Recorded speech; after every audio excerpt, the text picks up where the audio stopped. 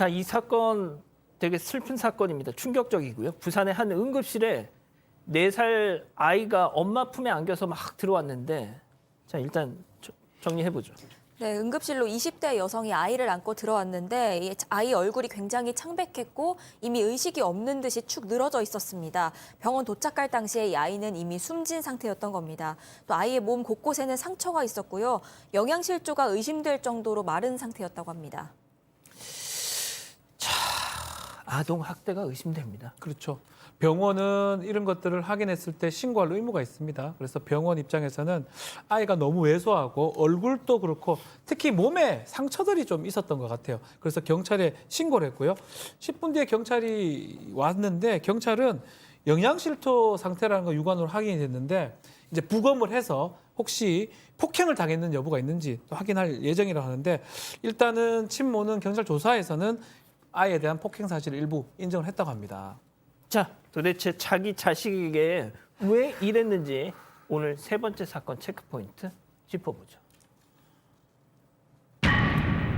엄마 배고파. 엄마 배고파라고 이렇게 얘기를 하는 아이를 학대했다. 그렇습니다. 너무나 가슴 아픈 일인데요. 이 엄마가 사실은 그 친구 집에서 딸과 같이 거주하고 있었어요. 그런데 일 끝나고 왔는데 아마 아이가 4살짜리 딸아이가 밥을 못 먹겠죠. 밥을 달라고 배고프다고 했는데 화가 난 거예요. 그래가지고 주먹으로 얼굴이라든지 배든지 허벅지를 때렸는데 한 9차례 이상을 때린 겁니다. 그러니까 애가 거품 물고 있었는데도 병원에 안 데려갔어요. 좀 지나다 보니까 애가 숨을 안 쉬어. 그때서야 애를 안고 병원에 갔던 건데 실제로 평소에도 아이가 이제 뭐 말 안 들으면 때리고 또 밥 달라고 했는데도 때리고 아무튼 이 엄마가 나는 저걸 보면 너무 가슴이 아픈 게 저 엄마 자격이 있나? 어떻게 사랑스러워 예쁜 4살짜리 딸이 밥 달라고 그러면은 빨리 해주던지 어떻게 저걸 때려요? 저는 이해가 정말 가지 않습니다. 소장님, 제가 오늘 이 사건을 이제 준비하면서 저 스스로도 약간 그랬던 게 워낙 이런 일들이 많다 보니까 지금 당장 올해만 해도 제가 한 10번 가까이 이런 유사한 사건을 전해드린 것 같아요. 약간 저도 둔해졌어요. 또 뭐 비슷한 또 사건이 있었구나. 예?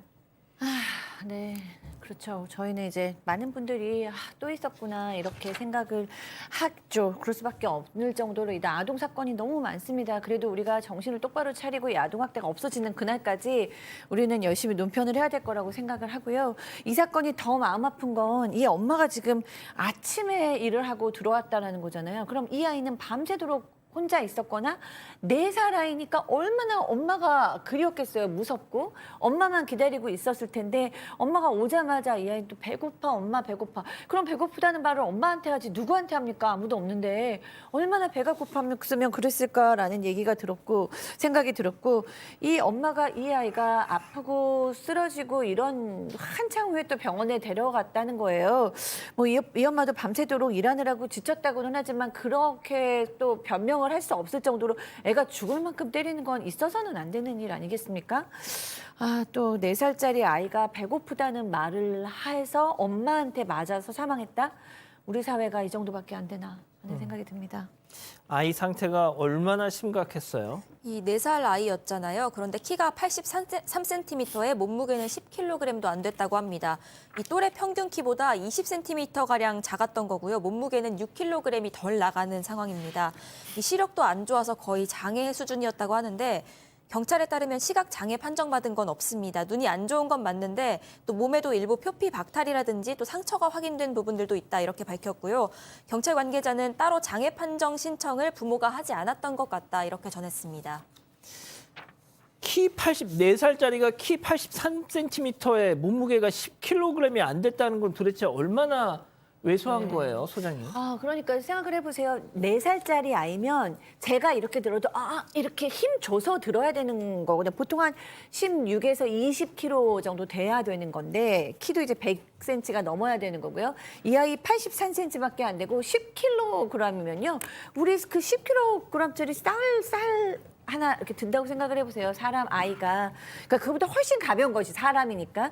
네, 이 아이가 너무 지금 발달이 늦어서 영양상조가 있었던 것은 물론이고 또 맨 처음에는 비장애인이었는데 영양살조가 심해져서 눈의 시력에 장애가 생길 정도였다고 하니까 이거는 정말 영양 공급이 전혀 되지 않았다. 이렇게 봐야 할 것 같습니다. 팀장님, 다른 가족들은 도대체 어디 있어요? 그렇습니다. 이 경찰에 조사를 해보니까 그 신모는 그 2016년에 결혼을 했습니다. 해가지고 자녀 유명을 낳는데 남편이 그 자녀하고 이 친모를 학대를 하고 때리고 구타했던 것 같아요. 그러니까 집을 나온 겁니다. 나와서 2년 전에 나와가지고 친구네 집에 있었는데 당시에 그 보게 되면은 신고는 친아빠가 아이를 때렸다는 신고는 한 건이 들어왔었는데 이 여성분이 이제 부산으로 왔어요. 지인 집에 있으면서 학대건에 대해서 신고가 없었던 거예요. 그러니까 아마 뭐 학원이라든지 아니면 주변에서 학대를 못 받기 때문에 신고가 없었겠죠.